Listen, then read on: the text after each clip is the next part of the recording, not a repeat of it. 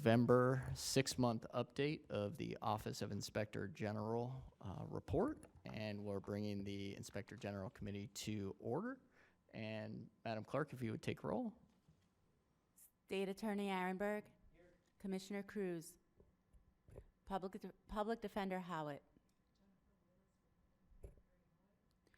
Commissioner Kreidel. Vice Chair Kugler.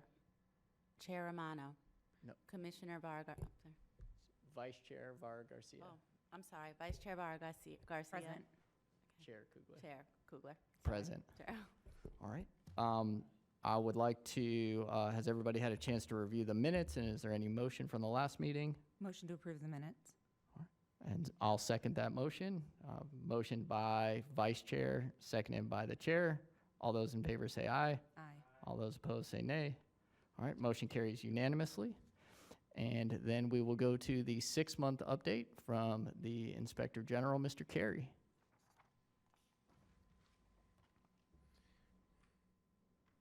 Well, good afternoon. Good afternoon. There you go. There we go. Good afternoon, and again, now we're going to give an update on the activities of the Office of Inspector General for the last 6 months. And again, if you have any questions at any point along the presentation, please just stop me and we'll go ahead and talk about that. And I always like to start out with our mission. It's important, like, why are we here? Why do we exist? We exist as an office to promote integrity,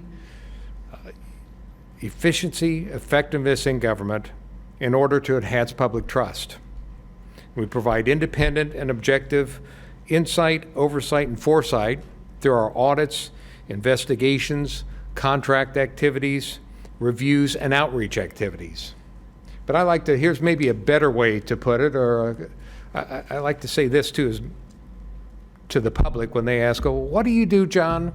Well, we root out the bad and we promote the good to help make government better.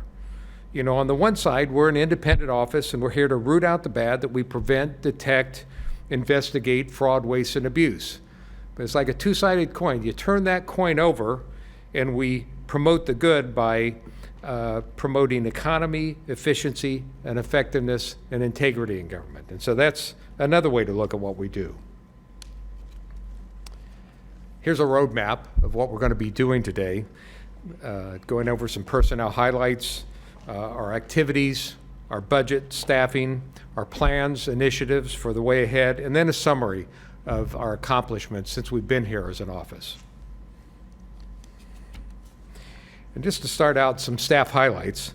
We have one new person, a new auditor that's joined since the last time we were together, Sabrina Tomlinson. Are you here, Sabrina? Congratulations. It's another great yes. We're glad to have you on board.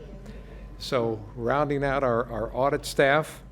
Another highlight, Hillary Bojan became a certified information systems auditor, which is a big deal, Hillary, and congratulations.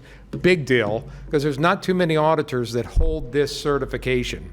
And doing the information security audits and reviews that we're doing throughout the county, this really enhances our capabilities to be able to look and to help our cities become more secure, to guard our taxpayers' information and our dollars. So Hillary now is certified in this area. Calinthia, our deputy, she is the president-elect of the Palm Beach County Forum Club, and I had the privilege, I don't know if any of you were there just a couple weeks ago. Was that last week or a couple weeks ago? She chaired the forum in front of hundreds of folks, and she did a great job with with our speaker there. She even, not on here, but it should be mentioned, she just, this week, we went to a ceremony that she was recently recommended, and she was a finalist for the Palm Beach North Chamber of Commerce 2023 Woman of the Year. So she was one of the finalists for that, and she has just received so many awards and recognition. So we're just, again, just so happy to have Calinthia on board and with the team. Now, the other picture up there, the United Way campaign is underway. And our office, we're part of the way through. We've already met our goals, and we're still continuing to charge ahead and meet more, hopefully meet more of our money that we can contribute to this worthy campaign. We had a bake sale. One of the things that we did, we had a bake sale there, and our efforts headed up by Barbara Bellafiore is heading up our United Way campaign in the office, along with everything else she does. Evangeline Rentz also was on the team, and Chanel Braithwaite is in the photo. Not in the photograph there is Tony Montero, who's also on the United Way team. Tony's there. Yeah. Okay, now we're going to get into our activities and things that we've done. So this is where we're going to go from here. Just let's talk a little bit about COVID. I mean, it is still the repercussions. This is from a federal level to the state level on down, you know, and trying to help so many citizens and businesses that needed help during the pandemic. The federal government, they gave out millions and millions of dollars. Some of that money went through the cities and Palm Beach County. Well, unfortunately, here in Palm Beach County, we've had a number of people who took advantage of that money that we're trying to get out to help folks. So they took advantage of the opportunity, and some of the lessening of internal controls. A lot of time when people are trying to get money from the county or the government, I mean, it's very stringent internal controls to get that money. Well, during that time, we were trying to get this money out, the county, the cities, quickly to people in need. It was an emergency, but again, unfortunately, some people took advantage of that. Well, we're here to make sure those who took advantage of this, we're going to catch up with them, and we're going to make sure that we either get that money back, that they're prosecuted in some cases. And so we, along with inspectors general from the state to the federal level, are still working on this. To date, we've had 300 complaints that's come in that have been pandemic related. We've done 11 reviews. We've still got one ongoing review. We've completed 28 investigations. We have 5 open preliminary inquiries and 24 open investigations currently that's related in this area. We've referred over 500 referrals to either law enforcement or commission or other organizations from some of these complaints that come in. And so far, the county's recouped over $250,000. Again, these are mainly funds that's come through the county for rental assistance and small business grants. We'll talk about some of those investigations here in a while. Now we're going to get to our intake and investigations. On the intake side, everything that comes in the office, again, we get over 1,000 complaints a year. You can see we usually get around 100, 150 complaints every 6 months, and we get, again, hundreds of complaints that are coming in. Miss Evangeline Rentz, Angie, is in charge of our intake section along with Tecia Morris. And you can see we've had about as many complaints of wrongdoings we're talking about that have come in over the last 6 months. We're very similar to the prior 6 months. And then the columns below show you some of those activities that have what they've led to within the office. As you can see, the majority of complaints that come in, a lot of those are assistance. Some of those, how can we assist citizens? Sometimes there are referrals to other agencies to help them get to the right agency that their complaint, who can handle their complaint or answer their question. And these other aspects are how we can take care of these things ourselves. And then we go into our investigations, and we'll show the number of investigations, of ongoing investigations that we have compared to the last 6-month period. Still have a busy staff. We have, again, you can see about 35 ongoing investigations. And the investigative staff, we have 5 investigators, an investigative supervisor, senior investigator, and Stu Robinson, our director of investigations. We have a small staff doing a lot of investigations. Our referrals to law enforcement and Commission on Ethics, we have put out 4 reports, and Stu Robinson's going to talk about those in just a minute, that we put out during the last 6 months. We found some question costs, some identified costs. That's identified cost is that monies that we can possibly recoup for the government, and he's put out a tips and trends. So I want to, for some specifics on our case, turn it over to Stu Robinson, our Director of Investigations, to talk about some of our cases that we've worked on. Stu? Good afternoon, members of the committee. My name is Stuart Robinson. I'm the Director of Investigations for the Inspector General's Office. If you could turn the slide, Jeff. Oh, I have the pointer. Thank you. So we're going to talk about 4 investigations that were completed during this 6-month period, and a tips and trends, where we tried to assist government along with the beginning of John's presentation, where he talked about rooting out the bad and promoting the good. Our investigations don't just root out the problems, they also promote better government and promote effective use of taxpayer dollars. So first, we'll start with 3 assistance fraud investigations, all tied to the COVID era. The names of the subjects are redacted from our final reports and from the slides you'll see today. But the names of the subjects are referred to law enforcement and to our partner county departments that issue this assistance money, so that they have the ability to take action and recoup money against the subjects of the investigations when allegations are proven. It's important to note that these assistance investigations have real consequences, not just because we make law enforcement referrals and because the county knows about these folks, but also because we're getting a lot of recoupments, and ultimately this money is designed to assist the neediest members of Palm Beach County, and when this money comes back, it's then available again to be put towards the neediest assistance applicants. Also, we publicize our assistance investigations, and that's important. We want to spread the word so that the public knows, and so that people that are thinking of doing these things know that there are consequences. The first assistance investigation that was completed, the lead investigator was Lizette McGowan, who's here today. 2 managers of an apartment complex in Lake Worth Beach lived at the apartment complex, forged letters saying that they'd been furloughed from their jobs, and lied about the amount of rent that they paid at the apartment complex so that they could get rental assistance.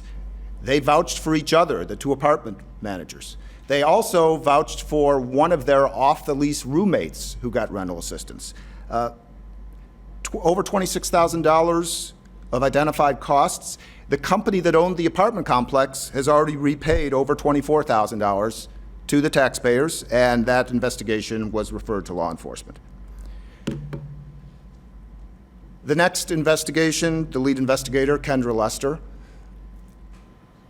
a Palm Beach County resident who was a homeowner, not eligible for rental assistance, took her property and transferred it, the ownership of it, to an LLC, and then put in for rental assistance by renting the property to herself.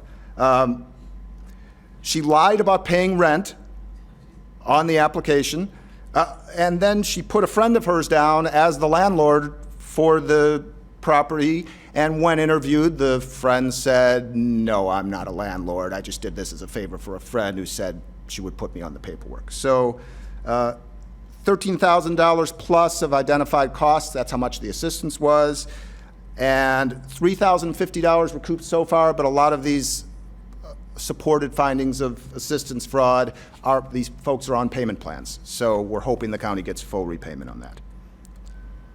The next one, 2 applicants, again, Lizette McGowan is the lead investigator, both living at the same address, flat out falsified loss of employment letters. And total identified costs, total assistance to them based on this falsification of the documentation for the assistance, over $38,000. No recoupment yet, but a full referral to law enforcement.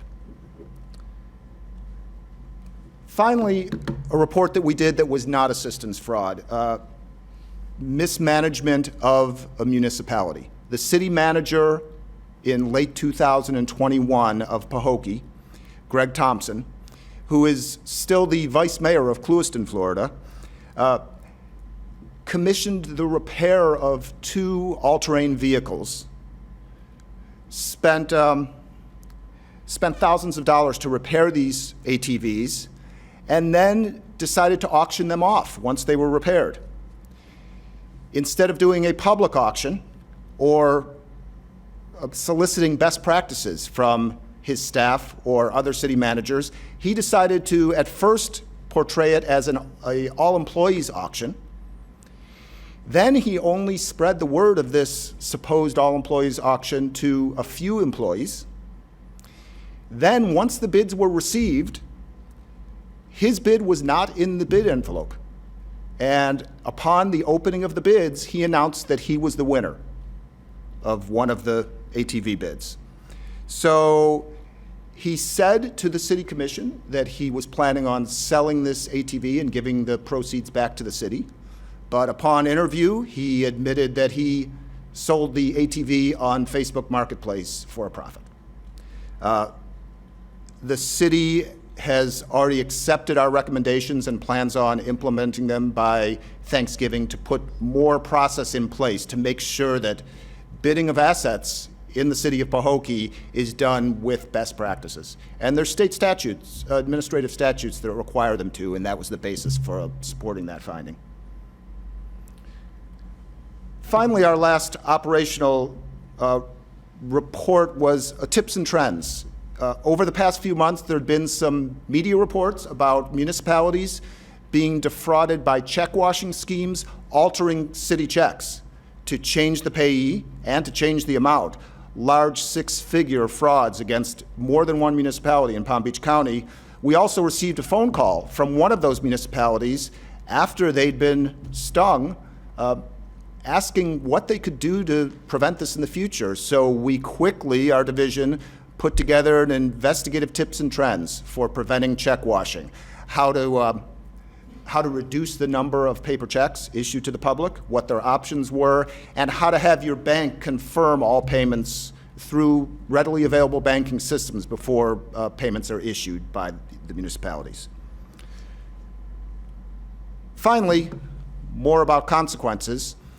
3 preliminary investigations where we did extensive work through our intake manager, Angie Rentz, our intake specialist, T.C. Morris, and one of them by Cynthia Suriel, who was the lead investigator on a preliminary matter. 3 of those matters led to arrests this 6 months. 2 of the arrests by PBSO, one of them by the West Palm Beach Police Department, all of them prosecuted by the State Attorney's Office, all because of assistance fraud matters. And when we say preliminary investigation by the OIG, I don't just mean it came into us and we referred it out. T.C. Morris and Cynthia and Angie did extensive work on these, including matching up IP addresses for the detectives, getting into the county portal systems so that we could match the applicants with other applications they'd done, matching records, doing records analysis, and doing interviews so that when the detectives got the referrals for these cases, there was extensive preliminary work that was done that led to clean arrests. So those are our operational events for the 6 months. Are there any questions? Yes, sir. State Attorney Ehrenberg. Thank you, and thank you, Stu. Great job. And to your team, excellent job. The person who made herself her own landlord, was that one referred to law enforcement? I believe it was, although there's some issues with both recoupment payments that make it a different kind of referral when there's a payment plan already in place, and because of the potential for the ownership interest by the LLC, it makes it a more complex referral to law enforcement than some of the other ones. Yeah, I can get that. It's just so frustrating that this person got all this money fraudulently and it's just only paid back a small portion. And it didn't say on the screen referred to law enforcement. That's why I was just wondering if I understand. they'll take a look at it. Yeah, Law enforcement is notified even when there's not an official referral per our charter. So every time one of these assistance fraud reports goes out, there's at minimum a notification to the state attorney's office and law enforcement, and a full unredacted report sent to them. great. All right, thank you. Thank you. Thank you very much.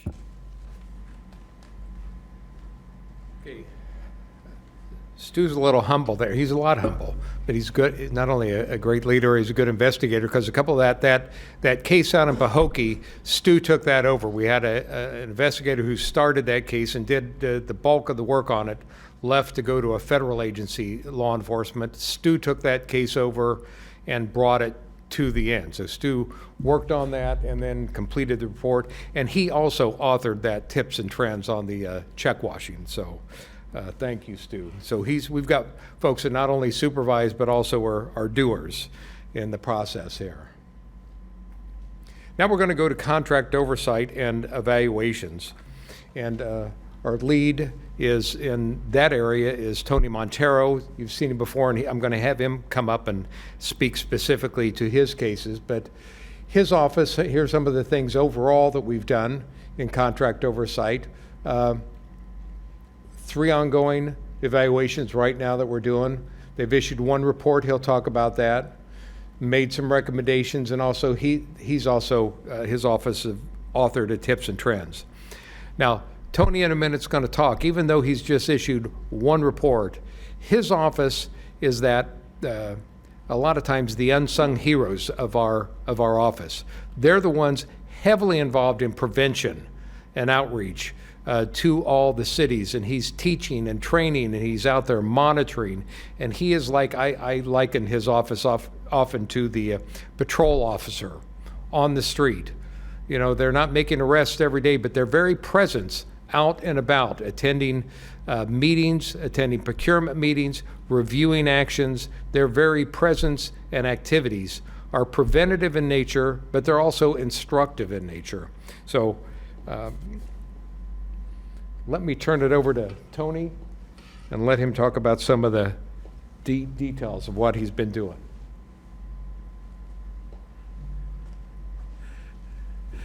Good afternoon. This has been a great 6 months for contract oversight. We finally have a full team. Tiffany Thomas has been there right alongside me the entire time I've been with the IG. We added Sonia McNair. She hit 1 year. This November she'll hit her year. And we added Lisa Inkel to round out the team in July. So it's nice having, a full team to be able to do some of these projects. The first one I want to talk about is this was one that Tiffany had been working on for 1.5 years. It's about a village in North Palm Beach. It was a complaint that came in from a concerned citizen.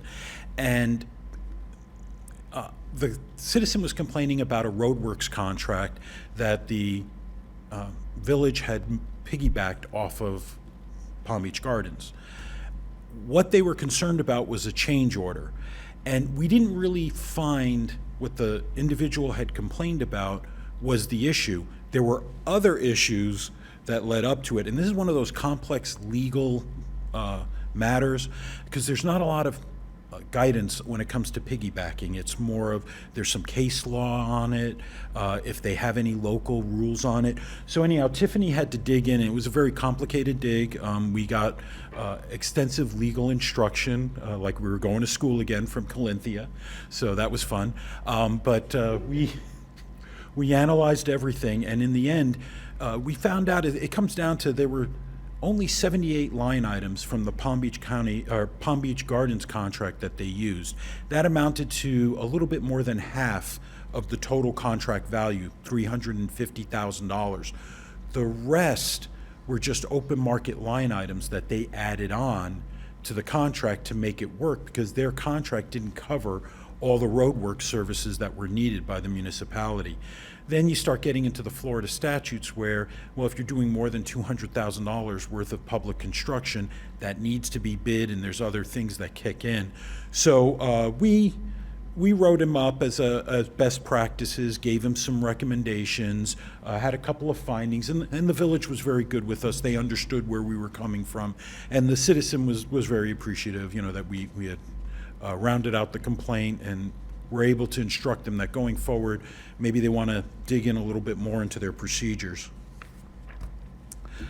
The next one, tips and trends. So in the midst of all of this, Tiffany's like, I've got to let people know about this. So before the report even came out, Tiffany drafted a tips and trends because she was anxious to tell the world, okay, stop doing this. And she gave out some good best practices there. Yeah, there's a valid reason to use it, but when you use it, you need to be careful. You need to stay within the scope of work. You need to validate that the process was fair. There's some things in there. So it was a very effective tips and trends. Interestingly enough, piggybacking is one of the questions that we get phone calls on all the time. We call them roadside assistance, but at least once a month, someone calls us about piggybacking. Other public entities, people from different states, attorneys out of state, even companies, private citizens call us up because they're looking at a presentation on our website from 2015. It's still valid. It's covers piggybacking perfectly, but when you do a Google search, we're like the first hit that comes up. So we're glad we put out the tips and trends, and hopefully that's addressing everyone's needs. So let's see, next is, okay, so probably may have seen this slide before. This is most of our activities are under the water line, and that's a good place to be. We're the other category. We can get into a place, conduct a review quickly, do an evaluation. My people the team is trained to look for those red flags, look for a problem. And if there is more to it, then we know how to dig in or to refer it to somebody else who can properly dig in, like audit or investigations. The nice thing is that my team is highly trained when it comes to contracts, and so we can look at things quickly and digest it and see, is there a real issue here? Another nice thing about it is that we, like John said, we're almost like Intel. We keep abreast of everything going on. We look in the news, we look on people's websites, we attend meetings. So we're in constant communication with the people that we do oversight with, and we're developing a relationship with them that we want to know what's going on. We're excited for their projects as much as they are. And we're constantly spreading that wealth, so to speak, of our presence over these different activities. So with that being said, we always like to maintain track of the projects that we do, the activities, and who we're doing them with. We try and spread our presence amongst all the entities so that no one can come out and say, well, you're picking on me. And we keep the data to track that. But it is about a 50-50 split between the municipalities and the county, both in dollars and numbers of projects. So that led to this next one, and this is a great project.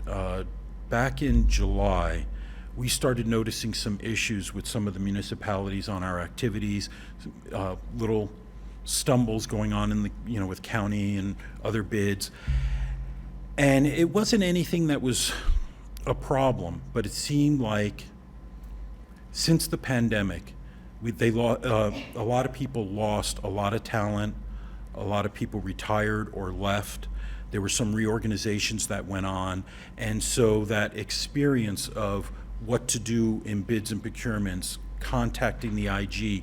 I think if you remember from last 6-month briefing, we talked about the library. And there was a contractor there who they found out submitted a false insurance certificate. And the town took 4 months to notify us. And we were right there in the middle of that same project doing our own inspection on it. And we knew something was up, but it wasn't until DFS arrested the vendor that we knew something had been going on. So we wanted to go out there. John said, hey, let's go out there. Let's meet with all the municipalities. Let's find out what's going on, what are their risks. Let's talk to them, remind them about compliance with the IG, and give us a chance to conduct a little outreach. So what you're looking at there is what we called the media kit. So we went out and we met with every single municipality and 11 departments in the county and SWA. For the last 6 months, the last 6-month report through September 30th, we got to 39 of the municipalities and others. And In total, there were 51. We just finished the last one this week on Tuesday. So we're all done with all 51 of them. We went out, we sat with them, we interviewed them, we talked about compliance with the IG. We shared tips and trends and things that we've learned that's going on. You have problems with inflation, with the cost of construction materials, employee retention, employee hiring, check washing. So a lot of the municipalities shared a lot of the same stories that we were hearing. A lot of those you would also find in the annual risk assessment that Audit had put out recently. So when you look at it, it was a great experience to meet everybody. We got some basic information from them. We were able to find out where they consider the risk for fraud, and we were able to pass out all these redone materials. You notice the hotline poster. We have the new hotline number, so that was changed. We have our new red flags of procurement. That was a new brochure we created, so that's out. We're able to give out the reference guide, which has a new cover on it and been redone. So yeah, it was a nice, everyone appreciated that. We gave them a nice little packet and told them to, display them, and everybody was very excited to get the materials. That was fun. Okay, now, there's a lot of things that we do that we don't write a report on. We do a lot of preliminary looks at intake, correspondence, complaints that come in. We assist with anything else we can do, because my people are also very skilled. The team, we can go out and find almost any document, any reference, any news article. So we know our way around the web and public domains and finding people's documents. And so we're right in the linchpin of everything. And this was a complaint that came in from for the city of Delray Beach. You may have been reading in the paper, a lot of municipalities had problems with garbage collection services. They had to renegotiate, they had to rebid their services because the cost of labor went up significantly. Cost of some equipment items went up significantly, and they could no longer perform the contract at the cost that they were going to. So in this case, the citizen was complaining because they wanted access to some of the documentation about the cost increase, and they were denied access to that documentation. What happened was the vendor had notified the city and said, this is during the pandemic, we're not going to be able to continue the contract. So the next renewal period, we're not going to be able to perform, we're not going to continue. They sent the notice timely, like a year, more than a year in advance. The person it went to left their job with the city, and there was nobody there to pick it up for a while. And when the new person showed up, they completely missed it. So the notice was submitted timely, but the city didn't react on anything. So then they tried to negotiate a rate increase, but it was certified accounting records is what the clause said. And they couldn't do that, not in under a year and a half. So they then went into mediation. And in accordance with the Sunshine Law, mediation records are completely exempt. And there are no records that could be provided to the individual. And whatever happened in mediation, where they settled out the price increase, they would not be getting those records. So we talked to the complainant and explained everything to him, that he did get all the records he was entitled to, and that nothing was being held back, and the circumstances of what transpired that led up to the change in the contract. So that was a tough one, but Tiffany Thomas went through that one. The next one, this is one I processed. This is a West Palm Beach CRA. This isn't the Sunset Lounge that you read about in the paper. This is a different one. They were selling lots of pieces of property, and just in general, the vendors had some issues when it came to these property purchases. They sometimes felt that their proposals weren't being adequately explained to the board. So it was an anonymous complaint, and I had to sit through the board meetings and analyze what was said, what was presented, and they did comply with their standards and rules. They have a very strong anti-lobbying provision that prevents public comment even at a meeting in regards to a purchasing matter that has not been decided. So no one could even, anyone from the public couldn't even stand up and speak whether about the vendor or about the property sale, no comments, period. And that was a big part of the problem, but they did give proper notice. They do have that in their rules, and so no standards were violated. Once I explained to the complainant that the process was fair, that it was as they prescribed, they may not have liked the deliberations, but it was done in the public, and they withdrew their complaint. And a lot of times people, they're complaining because nobody's listening to them. They want the transparency. They want to understand what happened. And so that, if we could stop something from going further just by explaining it to them, that's a major portion of the complaint right there. So that was interesting.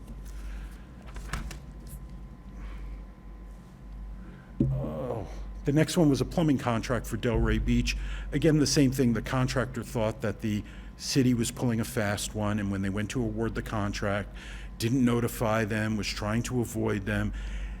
After we researched it, we found no violation in there. We also gently explained it to the contractor that nobody ignored them, that their own person kind of forgot that they had submitted this bid, and when the award notice came out, I maybe didn't want to tell the boss that they didn't get the job. And so once we gave them the timeline and showed them that the city complied with everything, they withdrew their complaint as well. And that was Sonia McNair who processed that. That was her day one in the office. It's like, oh, you're here. Here's a new complaint. So it's good. Okay, and that's it. Thank you. Thank you. Sorry. I took your chart. It's okay. Okay, thank you, Tony. Okay, audits. Here's just a summary of the audits that we've done. They've been busy here. Our audit staff, for auditors, this is a lot of audits for a small staff that we have of auditors. Only about 7 or 8 auditors that we have here to do all of this. So they've been busy. Ongoing audits, about the same as we did last time. We issued 3 reports that I'm going to have Hillary talk about in a minute. Made some recommendations to help the municipalities improve their operations, become under compliance, found some money, some cost savings, a question cost, and let's see. So without further ado, I'm going to turn it over to Hillary Bojan, our Director of Audit. Good afternoon, Hillary Bojan, Director of Audit. So this first audit we have is of the rental car lease and concession agreement between Palm Beach County and Enterprise Leasing Company of Florida. This audit was conducted by Sean Robinson. So our audit focused on the management of the agreement, concession and facility rental fees paid, gross revenue reported, and contractual requirements. Enterprise leases space at Palm Beach International Airport in the passenger terminal building, and in return they pay the county concession fees and facility rental fees. We found that Enterprise did not obtain a written required statement from local customers certifying that they did not deplane at PBIA. As a result, revenues that did not meet the definition of local revenues under the agreement were improperly deducted from the gross revenues that are used to calculate the concession fees paid to the county. This resulted in the question costs totaling $232,000 for noncompliance with the agreement. We also found that Enterprise did not always submit its independent audit to the county by the due date stipulated in the agreement. Additionally, Enterprise did not provide the county with its airport concession disadvantaged business enterprise report on a quarterly basis, which was required by the agreement as well. So our next audit was of the City of Belgrade's expenditure of coronavirus state and local fiscal recovery funds. Ms. Bojan, I just have a question about the last one. Sure. Is there somebody within the county that is supposed to be monitoring the compliance with that particular contract? Yes. Okay. And was there any investigation or audit as to why that fell through the cracks here? The local revenues part? The local revenues, yes. Well, what happens is the concessionaires, so all the rental car companies that are contracted with the airport, they have an independent audit done annually. And in that independent audit, the auditors are supposed to look for compliance with the agreement. Things such as the local revenue, to make sure that those local revenues, that they're properly excluded, or if there's other revenues that are supposed to be excluded, that only those are excluded, and when they calculate the concession fee that's due to the county. So did the independent auditor miss that here? Yes. Okay. So what happened is the county actually amended their agreement to require that the concessionaires now have a specific audit done of their local revenues. Excellent.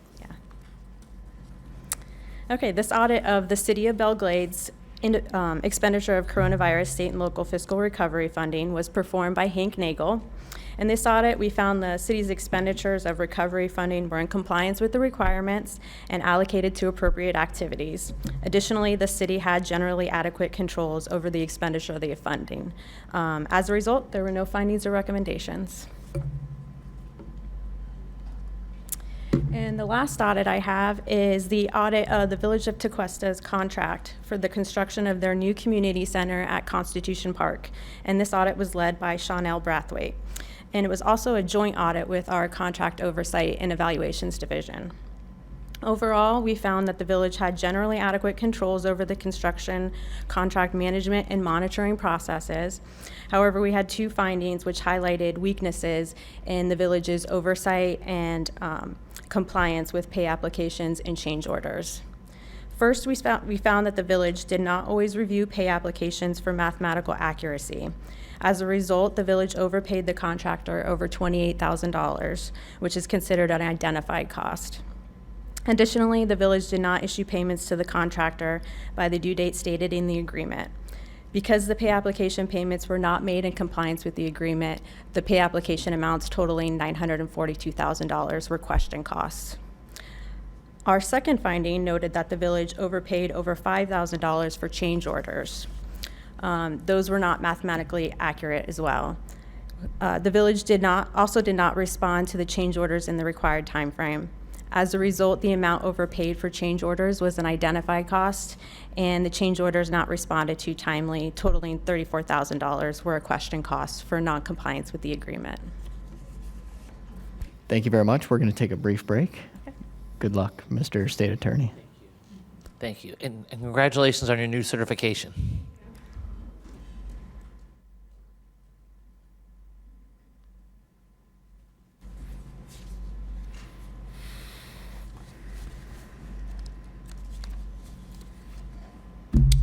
Okay, we're ready to get, okay. One thing I do want to point out before I move on, I think it's important to show, if you notice in some of the things that Tony Montero put out, there was a number of his investigations that we found were not supported. So, again, so they were not supported. And in one of these audits, they found that there were no findings. So this kind of goes to the heart of what an IG is. We are fact finders, we're truth seekers, and we lay it out as we see it. And so we're not always just looking for the bad, because sometimes you say, well, they're auditors, they're going to find something. That's their job, to find bad things. And that's not necessarily true. Our job is to find the truth, is to look at the facts and then to present the facts as we find them. So sometimes we find that there are violations and there are things that we need to do as an organization to either make things better, or individual, they did something wrong. But there's a number of times too that we find that, like in this past case with the audit, the city was doing, they were managing their money fine, and we made a public record of that, and that's important. And when individuals sometimes, like contractors or cities, when there's allegations against these cities, that's just as important, the things that Tony did there, that people who had complaints and they thought something was being done wrong, we were able to set the record straight, and it was an independent outside office that looked at that those complainants can look and they can say, well, okay, we understand, and we're happy somebody looked at it. So these kind of go to the core, again, of what an office of Inspector General is. Truth finders, fact finders, and presenting those facts. So now I'm going to go to training and outreach, which we've been doing quite a bit here this last 6 months. This is just a graphic chart of showing some of the things we've done. A lot of those, the government personnel and the outreach, again, that was done, Tony described. We went out specifically this time to speak to every single municipality, to the major divisions and departments within the county to, again, to reach out, to hear from them and to get information from them, and also to spread information that we had. So we've been doing a lot of outreach this past 6 months. And then this just represents some of our outreach that we've done. Up at the top, that's just a Rotary, local down the Rotary in Boca that I went and spoke to. Down here on the left, you'll see myself and Stu at the Inspector General Institute. That happens twice a year, that we have an institute, that I'm a course manager for one of the courses there and the overall director of the institute. But Stu particularly, I want to give a shout out to Stu. He developed a course on Inspector General outreach, communication on what Inspector General should be doing no matter where you are, at state, local, federal level. Who should you be talking to? What means should you be using to speaking to them, and what do we need to get back from them? And he did a presentation instruction that actually gets CPEs that is now incorporated into our training for inspectors generals from not only within the United States, but also inspector generals outside of the United States. So Stu put this together, and he's now a part of the Institute instructing in that. One of the other things, some of the other things we did, I presented recently at the local Association of Certified Fraud Examiners, one of their meetings on bias, on what are some biases that people can normally have. And we're not just talking about the normal type, we're talking about biases that everybody brings to an operation, brings to life, and how to identify some of those things, and then what are some tools that auditors and investigators can use to try to mitigate and identify and put those outside of our investigations and audits, so we do objective and independent audits. So did some training in that. I've been on Channel 20 with Politically Speaking, been doing some outreach on what we could do. We handed to you, we're on this month's cover, and we have information within this month's edition of the Palm Beach County Program Guide. And this goes out to thousands of citizens within Palm Beach County. It goes out to HOAs, chambers of commerce, about what's on Channel 20, things happening in Palm Beach County. And again, we're on the cover. I put a letter in there, some information on there. Information about November is Fraud Awareness Month. And so a campaign I'm going to be doing commercials to be put out all month on Channel 20, working with the county, just 30-second infomercials about, did you know, some basic facts about, like in this one, that how many people within government, within any organizations, see something that is going wrong, and yet they never report it. Things to try to encourage people to report. If they see something that's not right, they need to tell somebody about it. Budget, staffing. Okay, where we set, originally, when the office was stood up in 2010, the county approved 40 positions for the office. And that was because when the county, originally it was around 20 people for the county, and then we took on all the 30 at the time, 38 municipalities, now 39. They said, okay, you're going to need twice as many people to provide oversight. So they authorized 20, but we never have been funded at that level. This is the highest we've been funded at 27 people. But that's one reason why I have the Marine photo there. We're the few, the proud. We get a lot done with a small number of folks, and very proud of what we do. again, the average citizen, again, is the average citizen pays about $2.30 for the IG. That's what they pay for our office. That's less than a Big Mac or less than Starbucks coffee for sure that you could get. So I think they're getting a bang for the buck. But while I am here, and I mentioned, you see the Marine Corps, it's kind of a commercial break time. The Marine Corps birthday is coming up on November 10th. It's our 248th birthday. It's also, we're celebrating on the 10th, and the 11th is Veterans Day.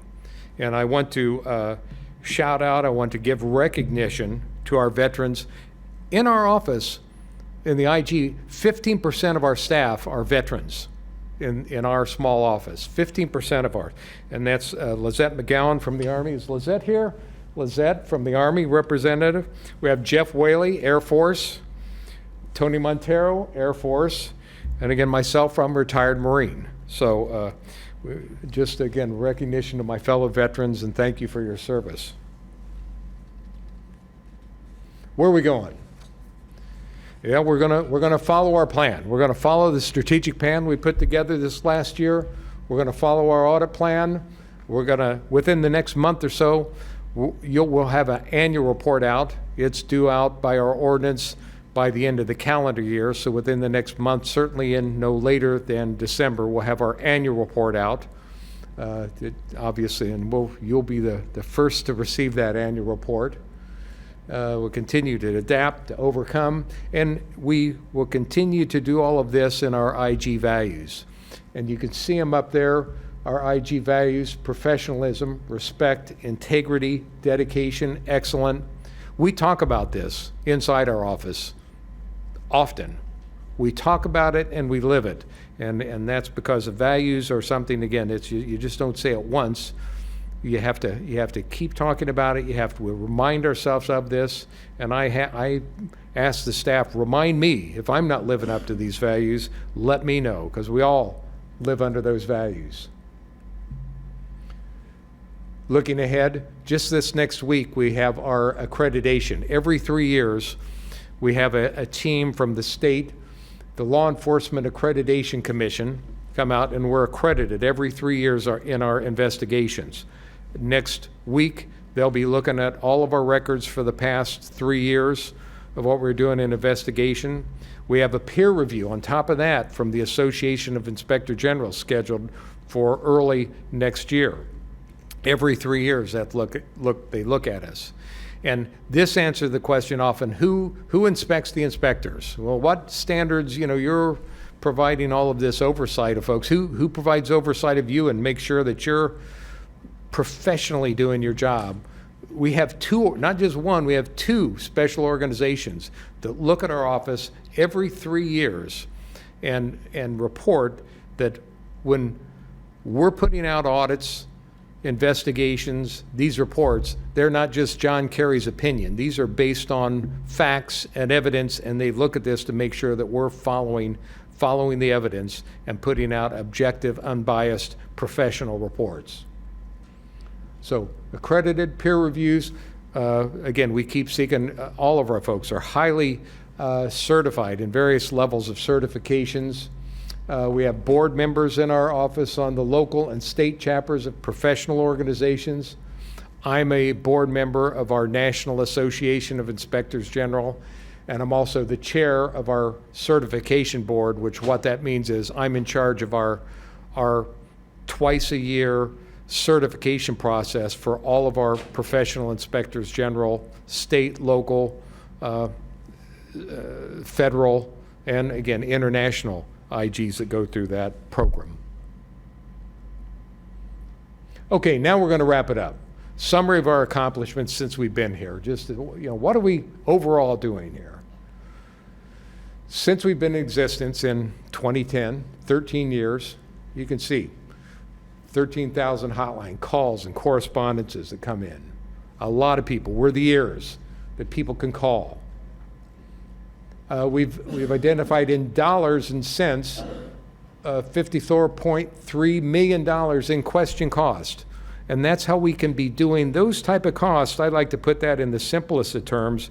that we should be managing our money and providing accountability of our dollars and cents, the taxpayer dollars, better than what we've been doing. We should have more controls. We should be spending that money more properly underneath the regulations and the rules and the guidelines that we should be. How can we be better accounting for our taxpayer dollars? And then potential cost saving. This is actually, that money's that identified costs that you heard about or avoidable costs, $24.9 million of money that potentially that could be recouped for the taxpayers. Made almost 1,300 recommendations to make government better at about a 91.5% acceptance rate. Again, we talked a lot about today of what we do in sharing best practices and preventing the bad. 22 arrests that have come, and we only claim arrests like Stu mentioned, those 3. We do a lot of arrests are made from our referrals that information comes into us and we'll refer it directly to a law enforcement and they'll take over. We won't take credit for any of those arrests. We only take credit for arrests that we have specifically that we have put some work into this project. Our audit, our investigative efforts have worked with and provided to law enforcement that has resulted in that arrest. So we only claim arrests that we have specifically been significantly involved in. But there's a lot of others that we do not keep track of, that just we refer to law enforcement and that then they take it for action for themselves. 674 referrals to law enforcement, again, that's a number of those, or to commissions on ethics, whether it's our county or the state commission on ethics. And that concludes our brief for this activities over the last 6 months. Are there any questions? I don't have any. I don't have any questions. I have comments. Yes. So I just want to say thank you very much for your presentation. We appreciate it. And we will go into comments from the commission. Great. Well, first of all, thank you, Mr. Carey. I want to thank your team. You have a wonderful team. Everybody who presented today, and I know everybody on the team went into doing all the work that was reflected in this presentation. And I think it truly goes to show what great of an office you have. You have some great people. Thank you to all of our veterans who are members of the IG team. I just want to point out a couple of things that I think are so important and so great about what you're doing over at your office. One, that you are investigating and you are catching those people who, like in the ATV case, which is just, appalling to me. And you guys are also doing investigations where it comes to light that municipalities and other government agencies are doing exactly what they're supposed to be doing. And that's, the purpose of the office. I think that sometimes people hear IG and they get scared, right? But I hope that the members of the community that are watching this know that your office is so much more than something to be scared of. You are an office that you can call, and obviously you guys take a lot of calls, but we're a referral service somewhere that members of the community can go to ask questions or to just voice their concerns and have somebody listen to them and know that if they do it and if there's something going on, that you guys will get to the bottom of it. So again, I really appreciate the work that your entire team is doing. It was a wonderful presentation. Thank you. Thank you very much, Vice Chair. And I will echo everything that the Vice Chair said, and I want to add a couple of things. So one of the things I want to echo in particular is the veterans. And Mr. Carey, you pointed all of them out. Thank you all for your service. Thank you all for what you do. You all stand on a wall to protect all of us. It's more important today than it has been in recent years. So I just want to make sure that I make that thank you, and really sincerely thank you. The one thing that stood out to me from this presentation is this. The Office of the Inspector General determining compliance or use of best practices or unfounded complaints is equally important, if not more important, than determinations of errors or irregularities. The whole point of the Inspector General's office, and it's right here on the cover of this month's program guide, but it is promoting integrity, accountability, and transparency in government. And every time that you all do an investigation or an audit and you determine that there is compliance with best practices, that there is no irregularities, that their complaints are unfounded, it is showing the community and the public here that your office is making a difference. And the one thing that is hard to quantify, and I know that this is important, and I know you've said this, Mr. Carey, is that the value in what you all do is very hard to quantify in dollar amounts. It is about the deterrence for keeping people away from doing the things that they could be tempted to do if you all weren't here, if you all weren't looking out for the citizens and the taxpayers. So I want to thank you all very much. We appreciate it on behalf of the citizens of this county. Thank you very much. And as always, an unbelievable presentation. So thank you. All right. Is there any new business? None for me. No new business. And this will conclude the November meeting of the Inspector General Committee and the 6-month update. Thank you all very much for being here. Mr. Ratcliffe, you have any comments? Any public comments? I apologize, I skipped that. That's quite all right. I wasn't really going to get up, but I think it's kind of curious because I think I'm the only one here in the room. It's been more than 10 years that this has happened. And I think I'm the only one that's been involved from the beginning till now. I guess state attorney had to leave, and he was here during a lot of this time. He came in after, but he was aware of it. But the interesting thing is that when we started this a long time ago, it's like I said, more than a decade. And it wasn't a happy time in Palm Beach County. It wasn't a good time to be an elected official. I was elected at the time, and I used to hear every politician's crooked. Not you, Richard, everybody else is. And oh, by the way, I'm Richard Radcliffe, Executive Director, Palm Beach County League of Cities now, but I was elected back then. And it wasn't a good time, it was a tough time. A lot of bad press, a lot of things happened. But the report I see now is unbelievable. And it goes to what you had said, the chair. Things have changed so much. We are like ground zero. This is a wonderful, wonderful report. And what has happened over time is their staff and the Commission on Ethics also.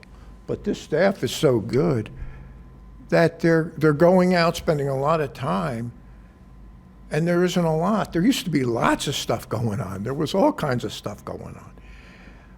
But over the period of time, all these people and the people before them have set examples.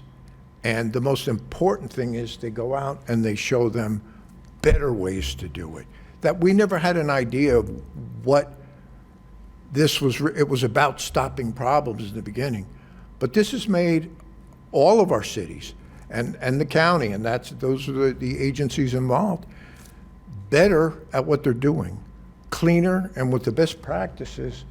They have changed something that we were worried about, and I don't use it, I call it the C word, and I don't use it, but there was a lot of, and it rhymes with disruption, but there was a lot of, that was the talk. But now, to see this report and go out, and we're dealing with best practices in a lot of it, and when the studies we've done, there's always going to be a problem of a small percentage, the 2% or less, 1%, whatever it is, that you're going to have problems with that. That's just human nature. But the wonderful thing about all the work and the people that sat in those seats before you and the people that did this, there are things happening now that are wonderful compared to what we were looking at in other cities and other counties. And we go to other city meetings in other states, nationally, and seeing other cities. And we are light years ahead of everybody else around you because of what you were just alluding to. the fact that we are training, we're helping, and we're giving best practices. So kudos to everybody involved, believe me, and you wonderful job. Thank you. Thank you for your comments, Mr. Radcliffe. And if there's nothing else, then we are adjourned. Thank you, everybody.